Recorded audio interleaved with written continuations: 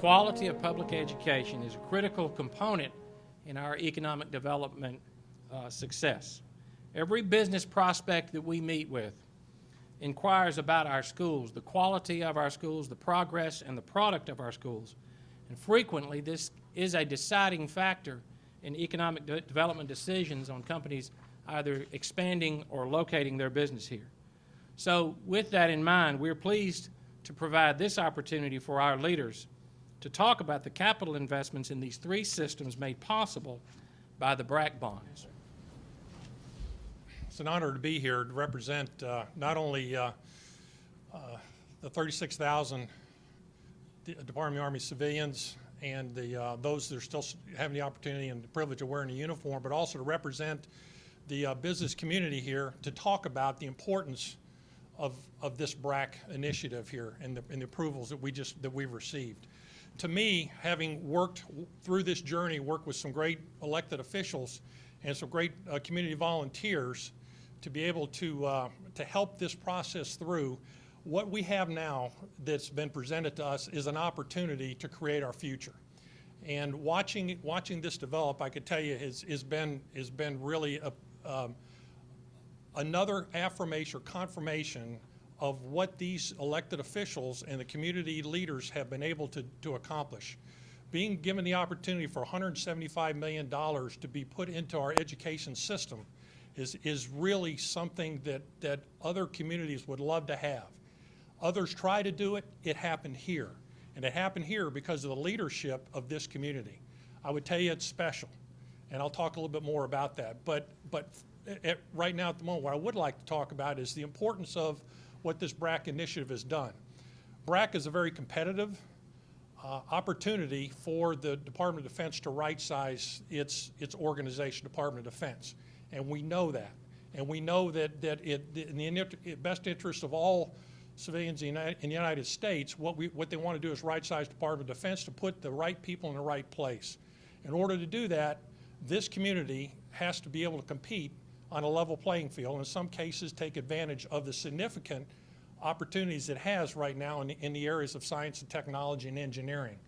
But you can't do that unless you have an infrastructure that makes sense.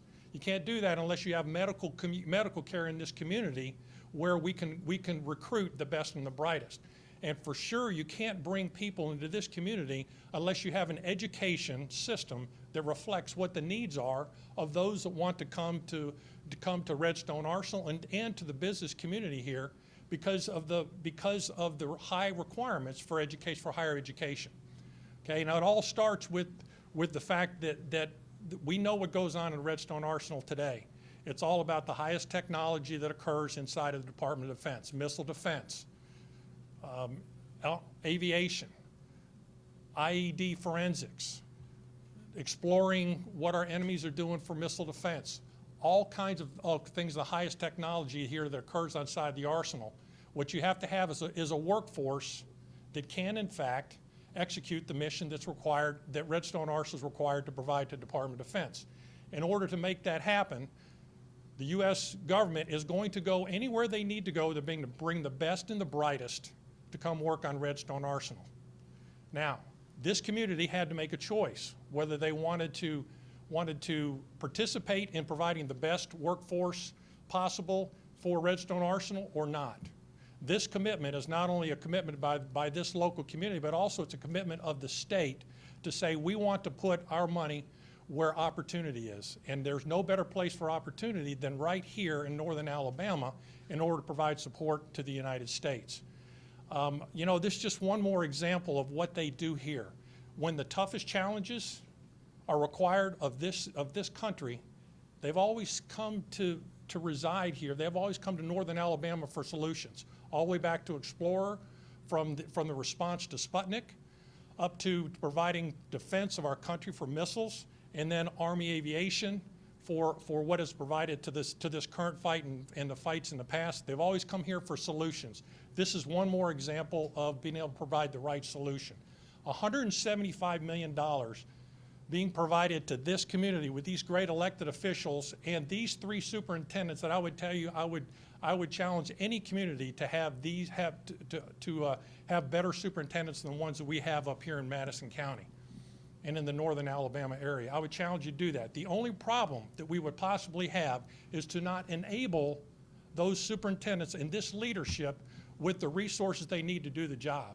Now they have the resources, $175 million. It's going to go to our children and our children's children, all through the minds of our three superintendents, which I would tell you is the perfect mix for us to be able to bring the next generation of workers on the arsenal through this community itself. Opportunities are there, and they're there because these elected officials, these civilian community leaders who volunteered, and those on the arsenal came together to form a perfect team. And when you form a perfect team, when you don't care who gets the credit, just make a difference, I can tell you magic will happen. Magic has happened here. $175 million in this economic environment that we have today, where the elected officials of this state stepped forward and said, I see where we can make a difference with the critical money we have. I'm going to put it here in northern Alabama. We can make a difference for this state. That's what they said. Now, elected officials won't just make that statement and put those votes out there. Someone has to communicate the need and has to communicate the need effectively. One elected official can't do it, go down and get it done, because it takes more than one. It takes more than two. It takes more than three. It takes the educational community. It takes our elected officials. And it takes community leaders like Joe Rich and Tom Butler early on, who said, I see what's in the art of the possible. Let's pull this team together. And this is just one more initiative inside of all the BRAC initiatives that has occurred. And I would tell you, Joe Rich has done a phenomenal job in pulling this team together. But Joe could have the best dream he could possibly have, but it takes community leaders and takes elected officials to step aside and take their personal equities, put them on the table, and say, I want more for this whole community. And that's exactly what all of these elected officials have done. I applaud what you've done, this leadership team over here. You've made a big difference. And the last thing I would tell you is having this community come together like this with elected officials, community leaders, and those on the arsenal, it doesn't just happen. We should never take that for granted, because it's all about who these people are, what's in their heart, what's in the heart of our elected officials, what's in the heart of our community leaders, what's in the hearts of those that are still wearing a uniform. And I could tell you this is what right looks like, and we're now seeing the benefits of it for not only today, but for the next generation of our sons and daughters that are going to have the best education possible. And what more could you offer for the community? So I thank all of you for what you've done to make a big difference in the lives of all of those in northern Alabama. Thank you. These funds will provide a pivotal opportunity to Huntsville to really modernize education and to put Huntsville City Schools on a trajectory that'll carry it probably 50 years into the future. And this is done really at the action of very fine elected officials in our school area. We've got the county commissioner, we've got our mayor, and others who've worked closely together with state officials to provide what amount in Huntsville to amount $65 million. With other funds that our mayor and the city help provide, our taxpayers provide, I think we're going to be investing about $196 million over the next 3 years to modernize Huntsville City Schools. That will allow us to replace about 20% of our square footage and take offline a lot of excess square footage that we don't need anymore. At the end of the day, in 3 years from now, essentially every child that attends high school will go to a new high school in Huntsville. Many will be attending new P8s and new junior highs. To my right is a picture of a building that's already under construction over at Huntsville High School, a 9th grade academy. To that, we'll add a new high school in the north. We'll add a new junior high school in the north, a new pre-K to 8th grade school in the south, a new pre-K to 6th grade in the north, and a new pre-K to 5th grade in the northeast. Quite a few new structures, and within them, key new programs. So as General Myles was mentioning, technology is not a stranger to Huntsville. For that reason, the Army identified Huntsville City Schools and Huntsville as its choice to be the one school system in the United States to partner with to create a cyber security curriculum. So we're moving from the world of rocketry to the world of cybersecurity, but it all revolves around workforce readiness. And thanks to our elected officials, our key leaders in our community, and of course our voters, we have the resources to get that job done and make sure that we have the most capable workforce in the United States, both today and into the future. So I'd just like to thank the folks that are here today, our commissioners, our elected officials, and of course our great mayor who's made a lot of this happen. So thank you very much. We're very excited about this. This is a wonderful day. It's a day that we have been looking forward to for quite a while, that we will get this extra money, the $27 million for Madison City Schools for capital needs. As you look to the right of the Huntsville School, you'll see a picture of James Clemens High School, 325,000 square foot school that was just utilized first time this last school year. And that was a partnership. And I have to tell you that that's what this discussion is about today. It's about partnership. It's about teams. And General Myles was correct when he said it's a team effort. And it starts with the city level in Madison. I cannot say enough about the mayor and the city council in Madison and their commitment to education, that they have gone out and they've put new taxes on that has allowed us to partner with the state of Alabama and to partner with the federal government to build James Clemens High School. Now then, for the BRAC money that's come our way, partnership with county commission, with senators, with legislators, with the mayor and the city council again.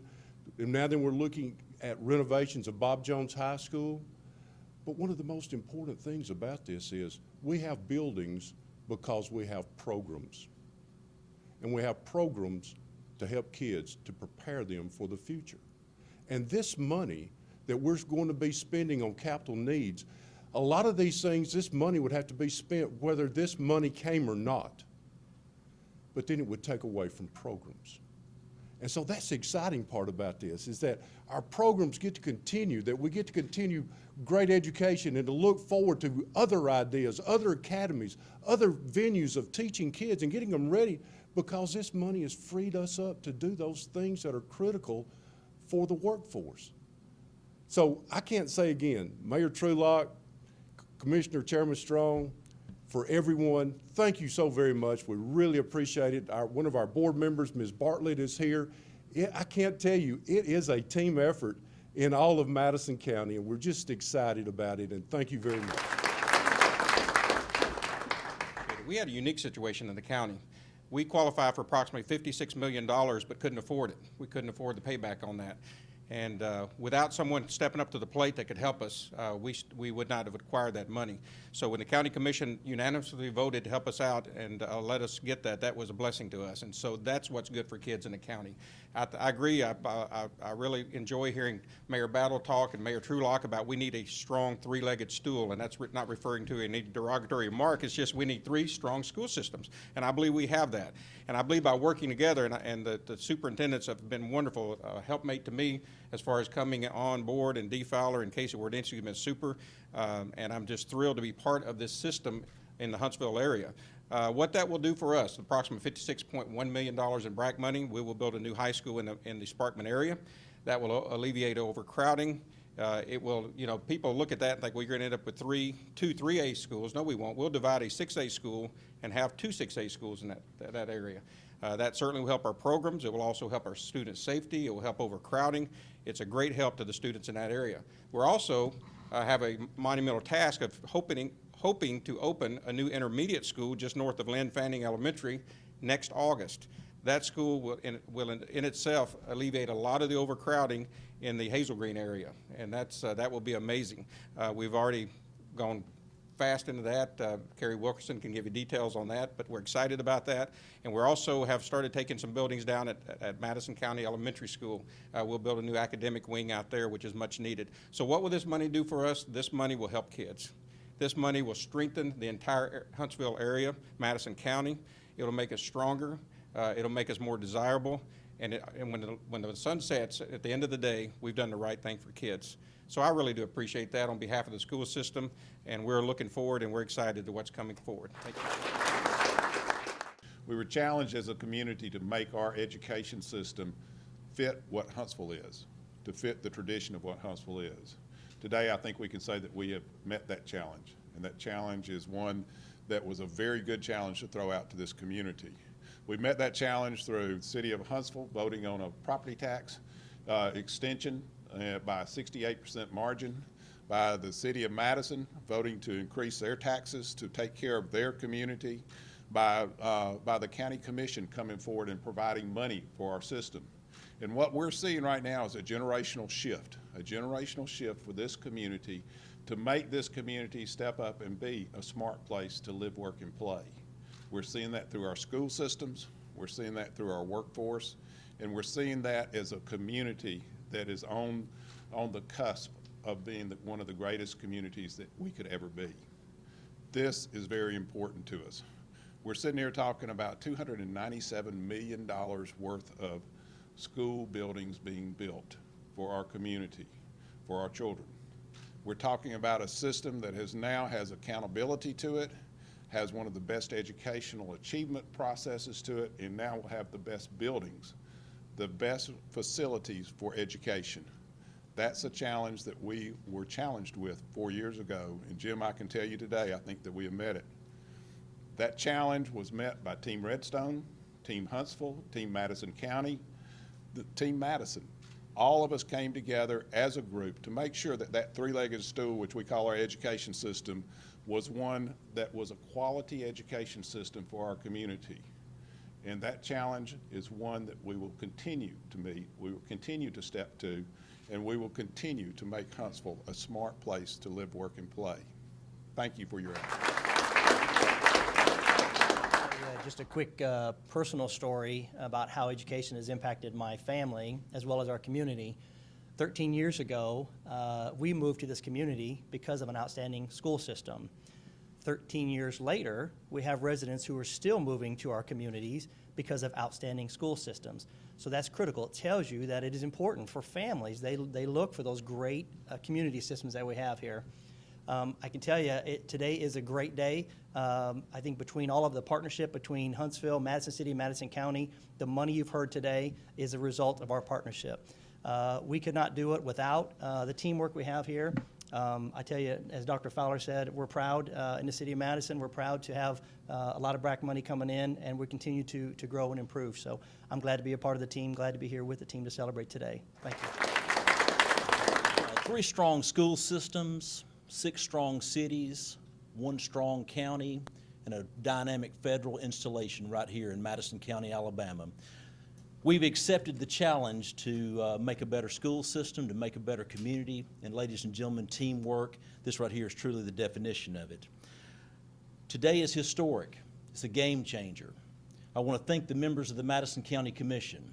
I went to them some months ago. We wanted to get every dollar we could for the school systems in Madison County. We didn't leave a penny on the table. We matched every dollar for dollar match so that our school system and our children could excel in the days ahead. I want to thank Commissioner Jones, Commissioner Haraway, Commissioner Sisk, Commissioner Vandiver, Commissioner Riddick, and Commissioner Harrison personally, because I'm going to tell you, without a committed team, this does not happen. We are positioned perfectly for the days ahead. I believe that Madison County's best days are still ahead. We're right here in a position where we're providing for the warfighter, and I can tell you right now, these words that have been spoken today are from the heart. What has gone on here, more than $250 million are soon to be spent on education. That's something that's not going on throughout the United States. The commitment is not a new, it's not a new commitment to this community. It is a continued commitment. I want to thank Casey Wardensky, Dee Fowler, Dr. Copeland, for your ever-endless work for our children of our county. Ladies and gentlemen, it is an honor to serve as the chairman of the Madison County Commission. These last 6 months have been the greatest 6 months of my life in this political environment, because I've watched as we've grown together and we've done the people's work today, and it took a great team to make it happen. Thank you.